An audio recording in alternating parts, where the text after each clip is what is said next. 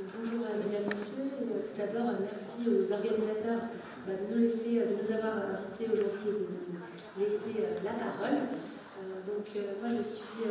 on va vous déjà le sujet, on va vous présenter un projet que nous pourrions mener avec vous, notamment le Maroc, mais surtout la région de Fès-Meknès, pour développer un réseau marocain et international de stations outdoor expérience by le groupe Rossignol.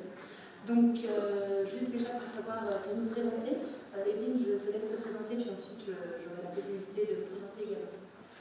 Evelyne Leclerc, moi je dirige un bureau d'études d'ingénierie touristique et culturelle qui est installé entre Casablanca et la chaîne du Pyrénées en France.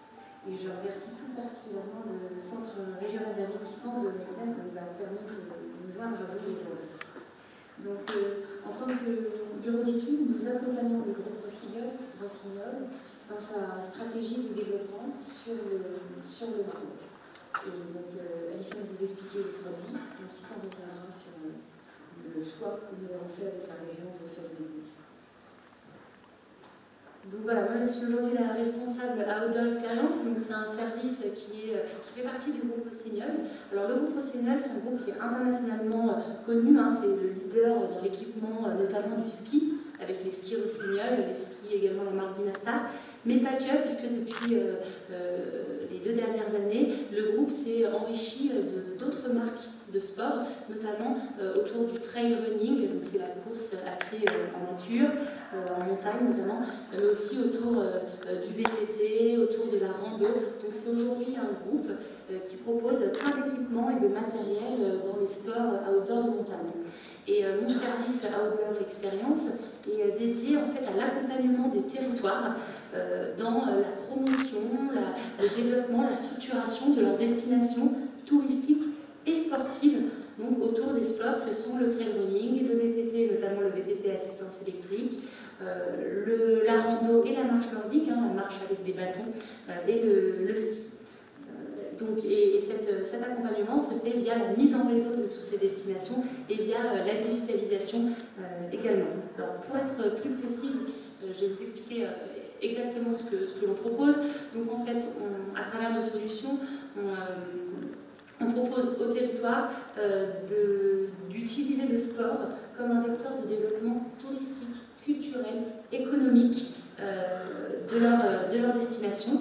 Et donc, on va accompagner les territoires dans la création de parcours autour de différents sports qui vont bien entendu s'appuyer sur les acteurs territoriaux et les prestataires locaux. C'est des parcours qui ne sont... Finalement, le sport n'est qu'un prétexte pour valoriser vos prestataires, vos produits de terroir à travers des itinéraires qu'on va identifier, baliser et qui vont accueillir donc, des touristes à la fois locaux, parce qu'il y a un vrai tourisme local qui est en train d'émerger chez vous au Maroc, vous le savez mieux que moi, mais aussi pour des touristes à l'international. Voilà. Donc à ce jour, nous avons déjà mis en réseau une trentaine de destinations en France et en Europe, puisqu'on est également présent en Belgique, en Espagne. On a également des projets en Chine. Et donc nous avons une trentaine de stations de trail donc, autour du trail running. Et d'ailleurs nous avons 2 stations existantes en Occitanie.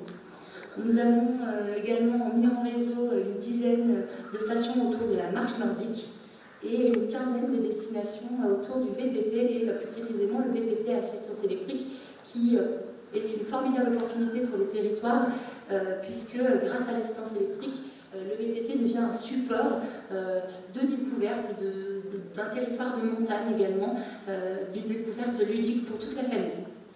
Voilà. Et à travers notre proposition, les destinations vont pouvoir bénéficier de toute la notoriété et la communauté de sportifs du groupe Rossignol. Aujourd'hui, le groupe Rossignol, c'est 1,5 million de sportifs dans le monde entier, et donc c'est autant de personnes qui vont être intéressées à découvrir des destinations, que ce soit au Maroc, ou en France, ou à l'international, pour vivre leur expérience sportive. Voilà. Et enfin, on propose dans les prestations d'accompagnement des destinations avec lesquelles on travaille, tout le soutien de promotion et de communication via des applis mobiles et des sites internet que nous mettons à leur service. Donc, plutôt que plein de phrases, je vous propose donc de découvrir en vidéo, là notamment c'est la présentation de l'application mobile Station Trail qui rassemble toutes les stations de trail et tout leur parcours sur cette appli sur le téléphone.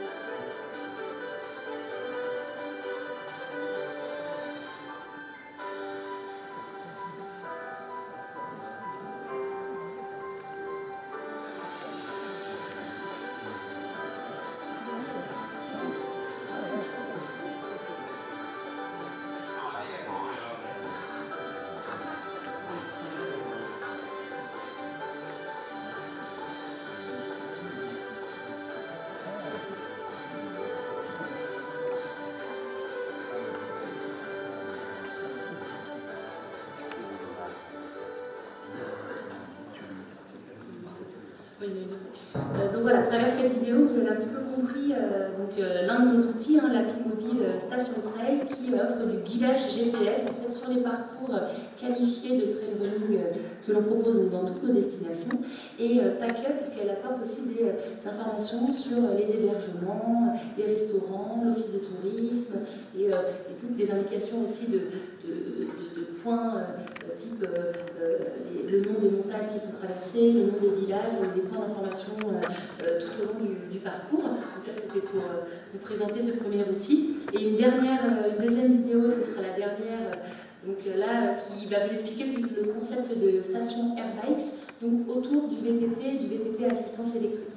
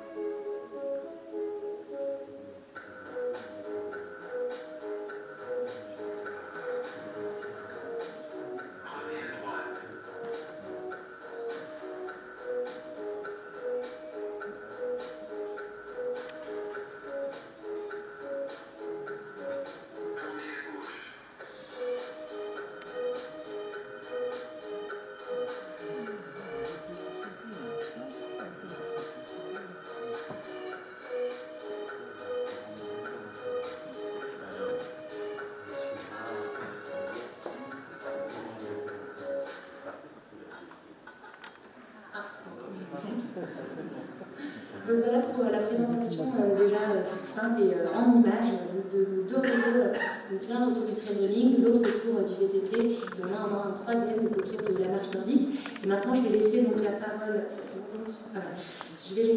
donc, à Evelyne pour vous présenter plus particulièrement notre stratégie et ce qu'on souhaite faire donc, avec vous au Maroc et plus particulièrement la région de Fès-Meknès.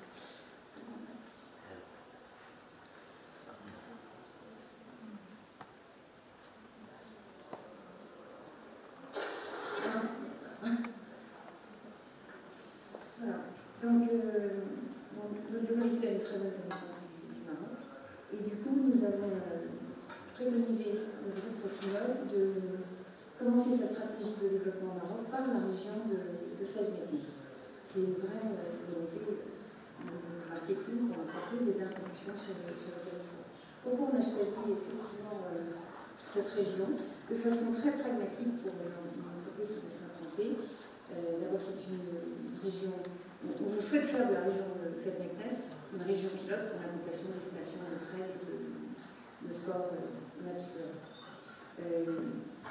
Tout d'abord, un aéroport international, celui de Fès, en cours d'appellation, Fès-Meknès, parce que l'on a entendu ce matin, une autoroute, une station verte thermale connue, la station d'Ifrane, avec des implantations très sophistiquées sur Neschlitten, deux villes impériales, bien évidemment, un patrimoine mondial UNESCO reconnu, Fès-Meknès, un environnement paysager extrêmement diversifié entre plaine agricole, montagne, forêt de cèdre, donc un très très joli produit paysager, un très fort développement de produits de terroir bio, de produits de terroir agricole, mais il y a un tel engouement sur les très bons produits que vous êtes une très très bonne région pour ça.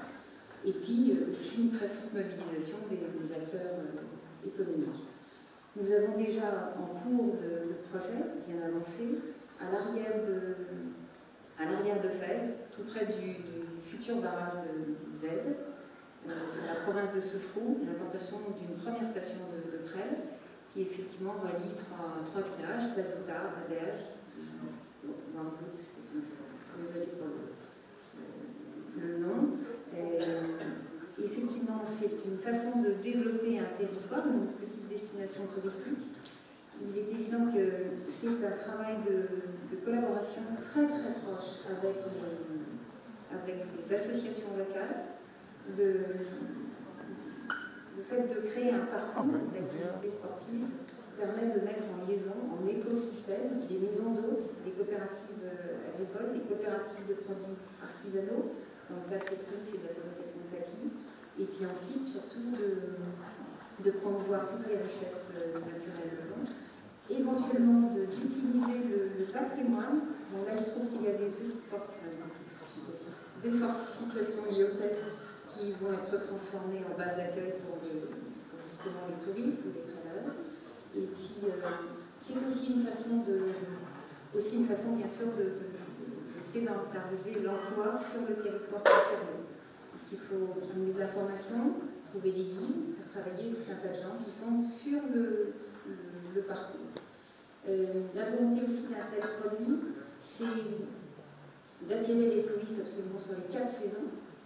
Quand on parle de cible de clientèle, c'est une cible de clientèle d'abord de tourisme national, à l'arrière de vos grandes agglomérations, de Casablanca, de Rabat, de Fès, et puis ensuite, bien sûr, un apport international. C'est un travail aussi de cohérence avec le milieu universitaire, l'université européenne des universités de Fès, un laboratoire de recherche qui va nous aider à faire des cartographies. Donc c'est un travail complètement, c'est un vrai projet de territoire facile à mettre en œuvre. Voilà. Donc l'idée aussi, là, puisqu'on a revenu, ce serait de voir sur l'IFRAN, quelles sont les possibilités, bien évidemment, de voir à l'intérieur même, d'après en suivant la conception de l'architecte qui est passée, ces vallées vertes à l'intérieur de la ville, c'est possible, et puis aussi sur le territoire de Villepinte. Voilà notre projet avec votre région. Merci beaucoup. Merci beaucoup.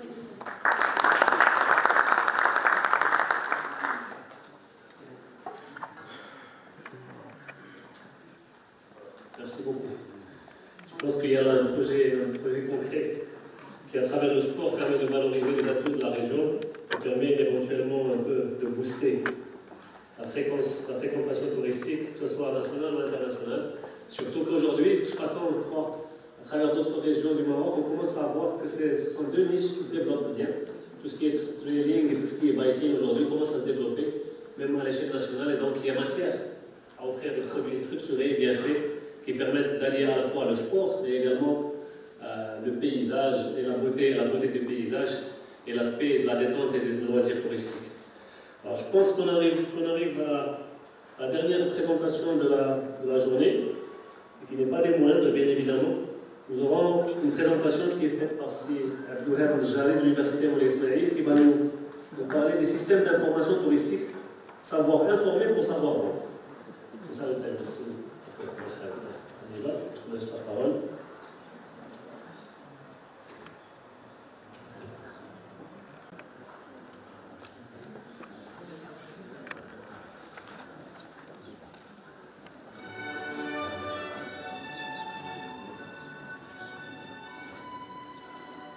Bonjour, messieurs, dames. Désolé pour ce petit problème apparemment, lié à peut-être ma clé. En tout cas, je m'appelle Nechari Abdelouad, de l'Université Moulay Ismaïl. Je suis géographe de formation, spécialiste plutôt en hydrologie et en climatologie, mais qui travaille sur les systèmes d'information géographique et qui s'intéresse dans notre région au tourisme et tout ce qui est en relation avec le développement de territoire. Ma communication, ma présentation présentera en fait plutôt l'explication qu'est-ce qu'un système d'information touristique, quels sont plus ou moins les grands points, les grands points à prendre en compte lorsqu'on veut l'installer et pourquoi bien sûr il est obligatoire, il est presque devenu obligatoire à son installation pour développer ce côté touristique. Alors, juste pour vous mettre déjà directement dans le bain, je vais un petit peu vous donner la définition simple, simpliste, je vais dire, d'un système d'information touristique.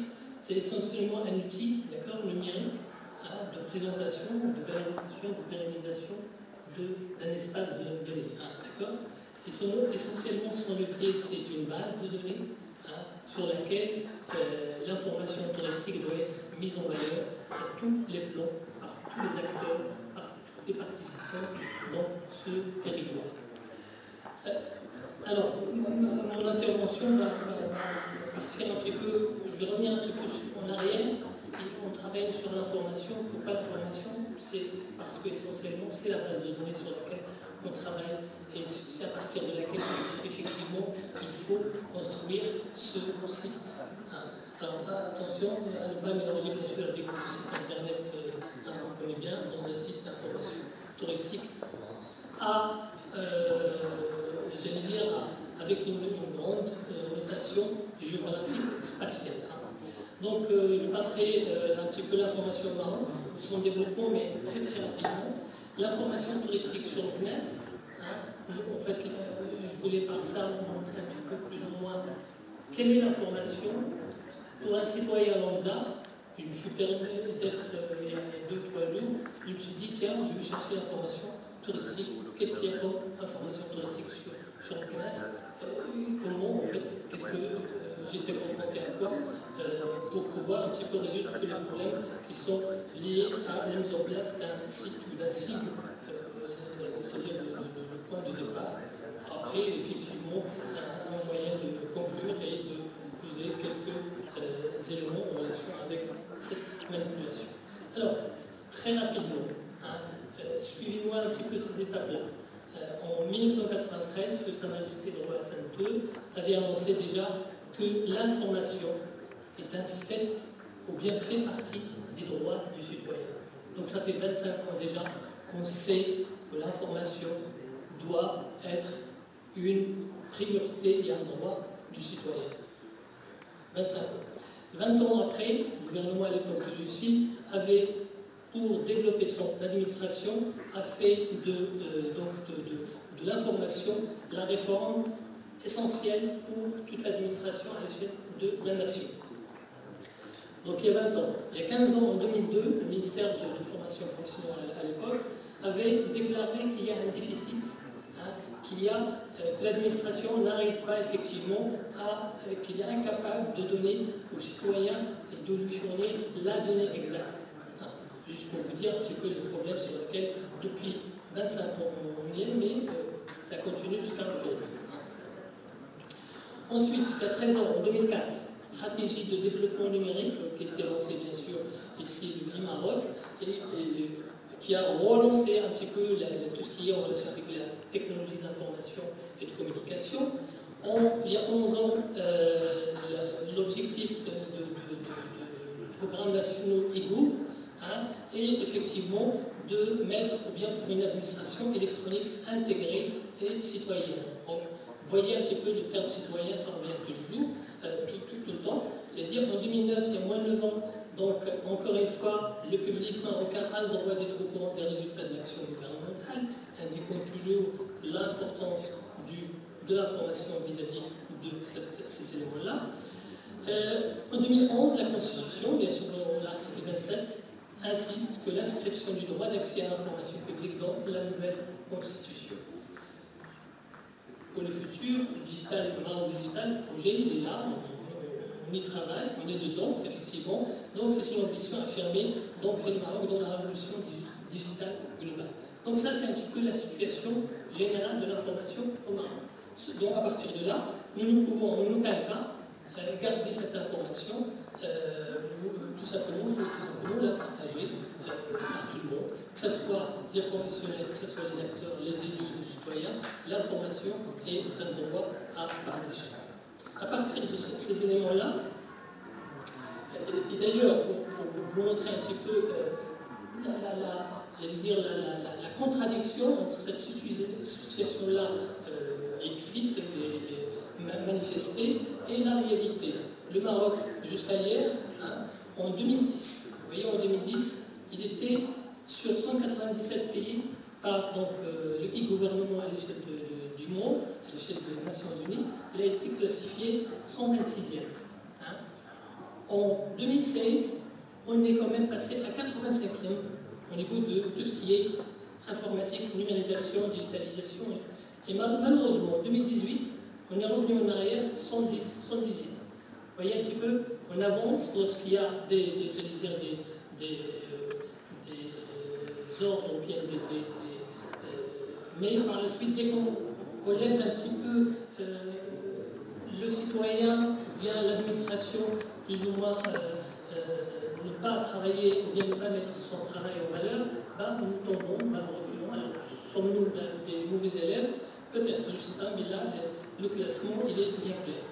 Alors, quant à l'information au niveau du tourisme MQS, donc comme je l'ai dit, je suis pris pour un citoyen lambda.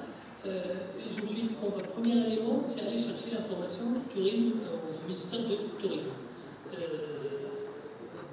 Déçu de j'allais dire, des généralités qui se trouvent sur ce site. Il n'y a rien d'intéressant qui peut intéresser, j'allais dire, un chercheur, ou plutôt un citoyen, voire même un touriste. À partir de là, effectivement, il y a un problème. Heureusement, j'ai eu un professionnel qui m'a dit qu'il fallait passer par, d'ailleurs, tout à l'heure, peut-être, si quelqu'un a parlé d'un observatoire du tourisme, effectivement, il existe déjà un observatoire du tourisme. Il faut aller sur cet observatoire pour tirer un petit peu plus d'informations concernant le tourisme humain. Alors, plus de ça, je me suis dit, bon, qu'est-ce qu'il y a sur nos portables? Tout à l'heure, nos collègues nous ont présenté des App Store sur lesquels on peut télécharger, donc on peut faire effectivement et les mettre en valeur et mettre notre ville en valeur. Je me suis dit, je vais essayer de voir un petit peu ce qu'il y a sur mon smartphone et je me suis retrouvé effectivement avec deux applications.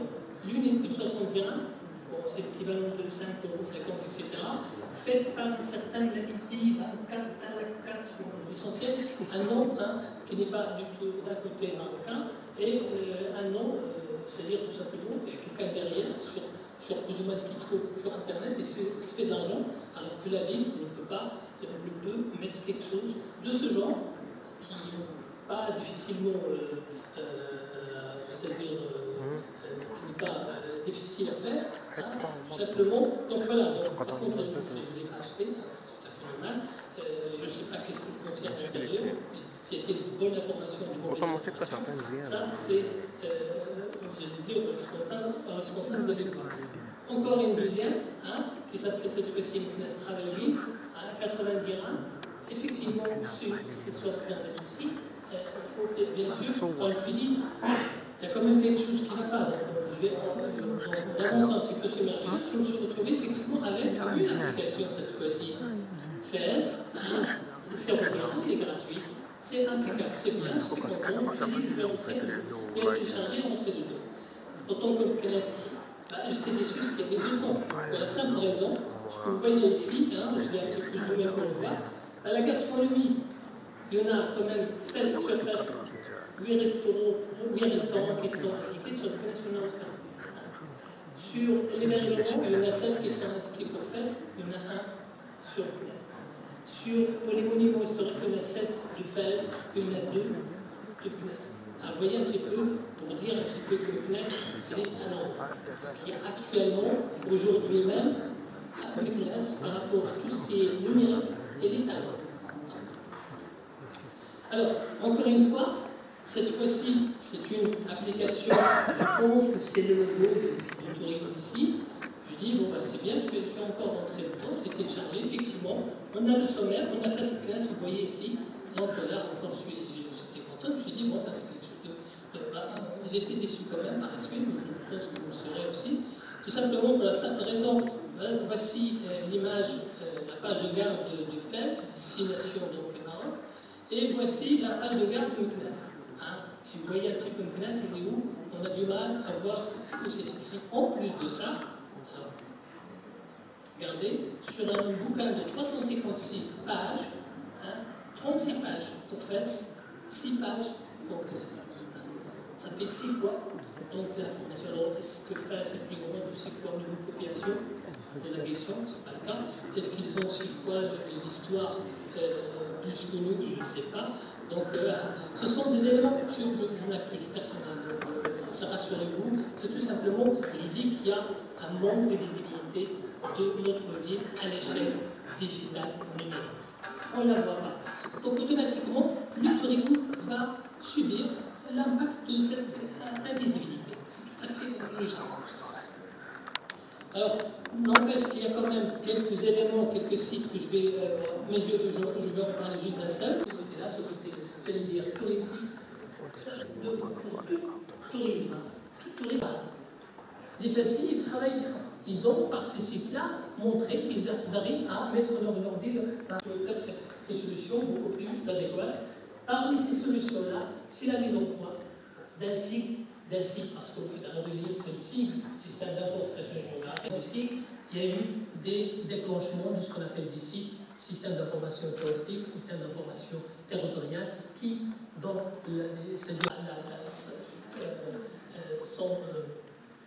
son schéma général, se base essentiellement sur d'abord la collecte de données.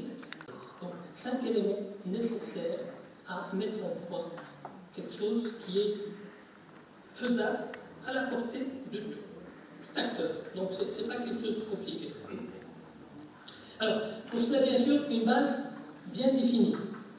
Il faut un input des entrées qui sont bien définies. La décision qui soit volontariste. Il ne faut pas que ça soit imposé. Mais volontariste, c'est que tout le monde voudrait bien travailler là-dessus.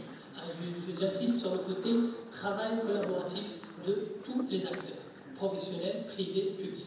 Donc, à cela, bien sûr, chaque domaine d'activité peut mettre du sien, peut mettre la donnée à la portée, peut travailler sur sa donnée et la mettre en valeur dans un site bien cadré, avec bien sûr des éléments qui nous permettent une sortie d'information sur laquelle on va partager et qui prend en compte tous les éléments nécessaires au développement de notre ville. Alors, pour cela, bien sûr, il y a des critères bien ciblés qu'il faut suivre, que quelqu'un, c'est-à-dire un professionnel doit effectivement suivre dans la mise en place de ce site. Essentiellement, dans, par exemple, la navigation, il est obligatoire que ça soit visible, simple d'accès.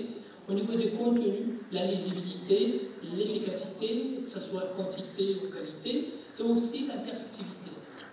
Tout le monde en a parlé, c'est-à-dire les 2 ou 3 dernières interventions, tout le monde parle effectivement collaboration, interactivité, communication sont effectivement des principes de ce travail.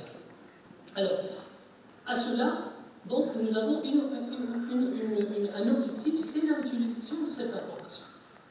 Dès qu'on a, j'allais dire, on est d'accord sur ce principe-là, la mutualisation de l'information, je suis sûr et certain qu'on peut aboutir à quelque chose qui dans le temps durera, qui sera efficace et que tout le monde peut en tirer profit, que ce soit le touriste, que ce soit le citoyen et que ce soit bien sûr tous les acteurs professionnels, les professionnels, etc. Bien sûr, des points sont obligatoires dès le départ. Comme je l'ai dit, première des choses, c'est la création d'une cellule administrative permanente. Notre problème, c'est que des fois, on a besoin effectivement de ce genre de projet. On va mettre une cellule ou demander tout simplement à un bureau d'études de faire le travail, et ça s'arrête là. Il n'y a pas de suivi par la suite. Donc à partir de là, une cellule permanente, administrative, privée, on peut l'appeler comme on veut, l'essentiel qu'elle soit durable dans le temps. Alors, qui va assainir, ou bien tout simplement il va veiller à ce qu'on appelle la veille informationnelle. Et ça, je répète toujours par rapport aux touristes, par rapport aux citoyens, par rapport à tous les acteurs. L'acquisition et la production de la donnée, l'archivage, animer les ateliers de publicité touristique de la ville et assurer le feedback de satisfaction. Tout à l'heure, M. Amin, il en parlait effectivement d'assurer suivre le touriste jusqu'à ce qu'il revienne chez lui et savoir s'il est vraiment satisfait. Parce que ça, c'est un point fort pour tout simplement ramener d'autres touristes. Si on ne réfléchit pas ça comme ça, de cette manière-là, c'est-à-dire le touriste, il arrive, il part, on ne sait pas ce qu'il pense, soyons sûrs certains que peut-être c'est un client perdu. Si on sait ce qu'il pense, même s'il pense quelque chose qui n'est pas bien, bah, tout simplement, on saura la corriger. Et on peut le contacter pour lui dire, bon, ça a été corrigé. À partir de là, effectivement, bah, soit il reviendra, soit il conseillera de revenir sur la. Donc, ces points-là annoncent, bien sûr, la mise en place d'une charte bien claire du partage de cette information touristique qui va conduire, bien sûr, à un état des lieux numérique, améliorer la coordination de toutes les actions et, bien sûr, être convaincu des mêmes objectifs. Donc, je le dis, je répète, lorsque le groupe français, ils ont montré leur vie, leur partenariat, etc., ils ont insisté sur ce côté que tout le monde doit avoir les mêmes objectifs. Qu'il est complètement erroné de mettre des personnes travaillant à côté, c'est-à-dire on ne sait pas ce que quelle administration fait, alors que je suis sûr et certain que les deux administrations peuvent collaborer sur le même travail. Et donc à partir de là, il y a un problème, on peut faire soit l'erreur de faire le même travail, ça va coûter de l'argent aux deux alors que c'est le même travail, soit tout simplement partir sur la collaboration et on gagnera et le temps et l'argent, parce que je pense que ce sont deux éléments qui intéressent la ville. Donc à partir de là, effectivement, les premiers actes obligatoires pour démarrer un site, c'est le management de l'information, les outils, mettre les outils au service donc, du prestataire. Ensuite, le touriste peut être informé. Ça, c'est, comme je l'ai dit, un côté obligatoire, avec plus de détails, plus rapidement au moment de son choix et en plus de chez lui. Donc ça, c'est un élément qu'on doit tenir compte. Et peut-être à 3 h du matin. Donc il doit, lorsqu'il se réveille à 3 h du matin, parce qu'il a une insomnie, il doit se réveiller effectivement et aller sur le site de McNess et trouver toute l'information qu'il veut. À partir de là, c'est un client gagné.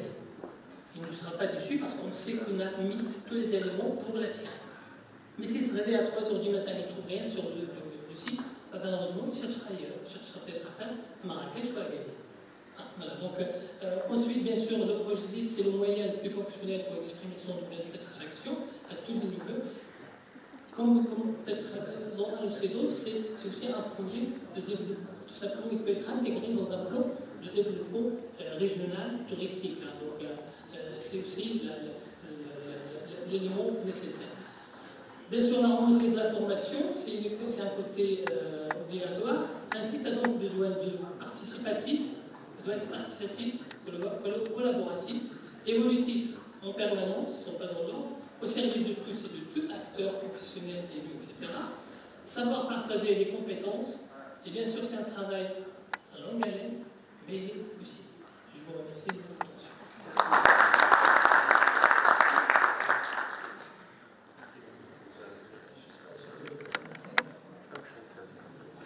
Merci beaucoup, Stéphane. Moi, je pense qu'il est urgent. Ce qui est à noter, ce qui est urgent, c'est signaler au niveau de l'absence aujourd'hui de l'information digitale sur McNess, sur la vitrine digitale. Et d'ailleurs, c'est important. Je n'ai pas arrêté d'en parler aujourd'hui en disant qu'aujourd'hui, on est à l'ère du digital et que le touriste aujourd'hui est de plus en plus connecté, de plus en plus informé. Il utilise tous les outils digitaux aujourd'hui pour programmer son expérience, son voyage et de toutes les manières où il est nécessaire. que Meknes, avec ses potentialités, ses atouts et tout son potentiel touristique, doit figurer aujourd'hui et doit être présente sur la vitrine digitale pour qu'il puisse aujourd'hui avoir la place qu'elle mérite. Alors, je pense que pour tout ce qui est questions, débats, commentaires, ou propositions, suggestions à propos de la journée, à propos des présentations qui ont été faites, ou à propos des propos de l'ensemble des experts qui ont bien voulu partager avec nous leur expérience, je pense qu'on va faire ça à la manière, un peu à l'instar de ce qui se fait aujourd'hui, et encore une fois à l'ère du digital. Vous avez un site internet de l'association Ismaïlia Al-Koubra, sur lequel vous pouvez poster tous vos commentaires, suggestions, questions, etc. et qui seront traités. Il y aura certainement un feedback de la part des responsables, soit des experts, soit des responsables de Ismaïlia Al-Koubra. Il y a au niveau de notre page Facebook, il y a un lien spécialement dédié à aujourd'hui où toutes les questions sont les bienvenues, les remarques, et il y aura un suivi de faits et bien sûr de mise sur le site en ligne pour que tout le monde puisse avoir accès et aux questions et surtout aux réponses. Que nous formulerons encore une fois, nous serons que l'intermédiaire entre l'autorité, les professionnels et ceux qui demandent qui fait quoi. Merci beaucoup pour cette réponse, Jamel. Alors, à titre de rappel, le site web de l'association étant www. Il est bien mentionné en bleu sur l'affiche juste en face de vous, sur la banderole. C'est www.ismaïlia-cobra.com. En plus du site web, il y a, comme vient de le souligner M. le Président, il y a une page Facebook qui est dédiée à l'événement et pour laquelle vous pouvez poster toutes vos remarques, vos commentaires et vos questions et sur laquelle il y aura certainement un suivi. Alors, pour finir notre journée, je pense qu'à travers tout ce qui a été dit aujourd'hui, il y a un certain nombre de recommandations et je pense qu'il y a les principales ont été notées et vous seront communiquées tout de suite par M. Sarini, vice-président de l'association Ismaïlia Al-Koubra. M. Sarini, à vous la parole. Merci beaucoup. Voici les recommandations du 3e programme 2018. Primo, assurer la desserte ferroviaire, gare Meknes, aéroport Phase 6 ou Phase 9. Changer le contenu du FITAM en se basant sur des concertations entre les professionnels, workshops, agences de voyage, hôteliers, guides, investisseurs, etc. Adapter la formation touristique aux besoins de la profession. Prévoir une réserve financière adéquate à l'investissement touristique. Assurer la participation de l'université et des sociologues dans la conception stratégique touristique. Améliorer l'infrastructure dédiée à l'écotourisme. Améliorer et moderniser la signalétique touristique. Impliquer le tissu associatif dans les projets de développement touristique. Créer des événements thématiques phares. Créer une société de développement local. Instituer un comité préfectoral de suivi des événements. Encourager les investissements touristiques. Repenser le mode de gouvernance touristique. Valoriser les vallées de Meknes, notamment en tant que support d'une agriculture urbaine et une agriculture contribuant au développement touristique de Meknes. Œuvrer pour la diversité de l'offre touristique, à savoir le tourisme économique, historique, culturel et environnemental. Améliorer l'information et la visibilité digitale de Meknes en tant que destination touristique incontournable. Merci.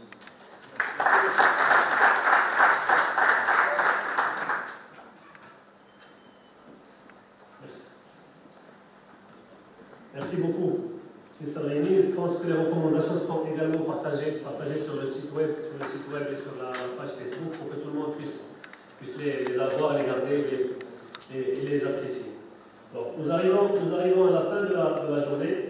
J'aimerais bien donner la parole au secrétaire général de l'association Ismaïlia Cobra pour la lecture du télégramme de loyalisme et de fidélité adressé à Sa Majesté le Roi, que Dieu glorifie sans règne. بسم الله الرحمن الرحيم. البرقية الموجهة إلى صاحب الجلالة الملك محمد السادس نصره الله.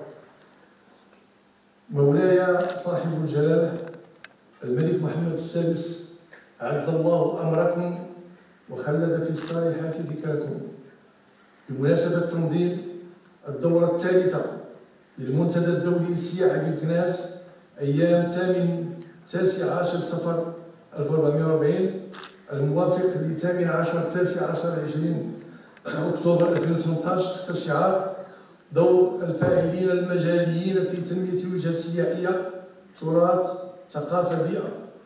يتشرف خديم الأعتاب الشريفة جمال التازي رئيس الجمعية الإسماعيلية الكبرى أصالة عن نفسه ونيابة عن كافة المشاركين في هذه التظاهرة أن يرفع إلى مقامكم العالي بالله أسمى عبارات الولاء والإخلاص والتعلق بأهداب العرش العلوي المجيد مبتهلين ومتضرعين إلى الله تعالى أن يحفظكم ويمتعكم بموفور الصحة والعافية.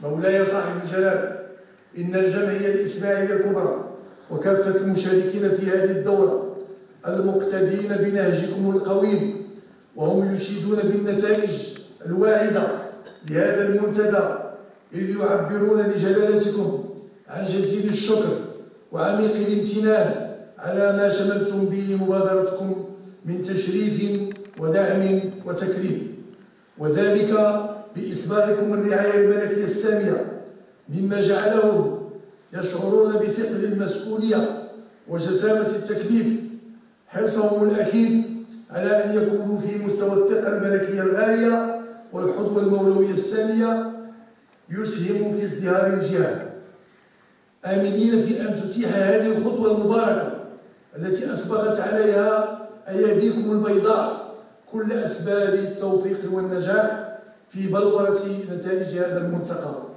وإعطائه المدلول المنسجم مع فلسفتكم الرائدة المتسمة بالخلق والإبداع والمتميزة بالعطاء والإشعاع. حفظكم الله يا مولاي بما حفظ به الذكر الحكيم وأبقاكم حصنا حصينا لهذا البلد الأمين وسدد خطاكم وأقر عين جلالتكم بسمو ولي العهد المحبوب الأمير مولاي الحسن وبسموكم الأمير مولاي رشيد وسائر أفراد أسرتكم الشريفة، إنه سميع مجيب. والسلام على المقام العالي بالله وحضر بمكناس في 8 صفر 1440 الموافق ل 18 أكتوبر 2018 خديم الأعتاب الشريفة جمال التازي رئيس الجمعية الإسماعيلية الكبرى.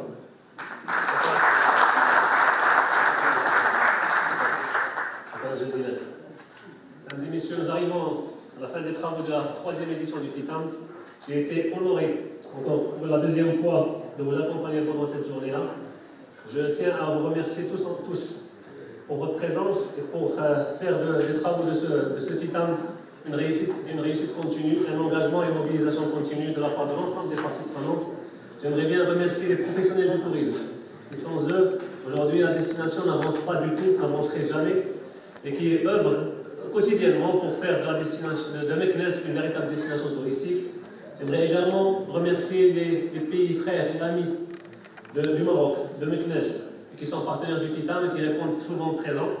J'aimerais bien qu'ils continuent à le faire et à trouver des partenariats encore de plus en plus intéressants, de plus en plus constructifs pour aider à y contribuer au développement et à l'essor de la ville de Meknès et sa périphérie. J'aimerais également remercier tous les acteurs institutionnels qui aujourd'hui mettent la main dans la main pour essayer de développer Meknès et ses alentours. Et bien évidemment, sans oublier de remercier infiniment l'association Ismaïlia Koubra de m'avoir invité, de m'avoir donné cet honneur-là et d'avoir mobilisé l'ensemble de ces forces vives de Meknès et de sa région pour que, vivement, un développement durable et intéressant pour Meknès. Vivement le FITAM et vivement peut-être la prochaine édition. Merci à tous.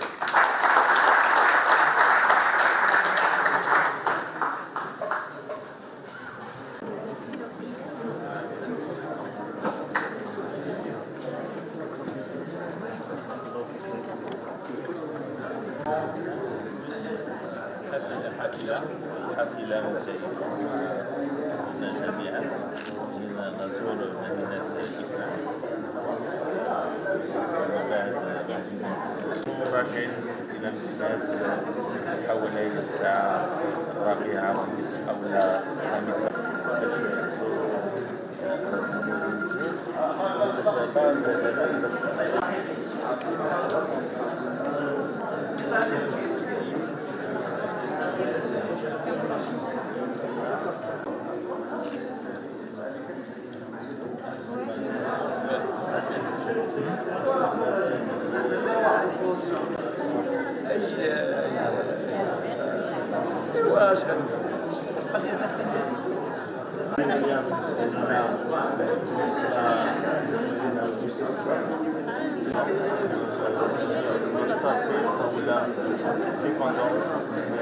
السياحة الأوروبية بس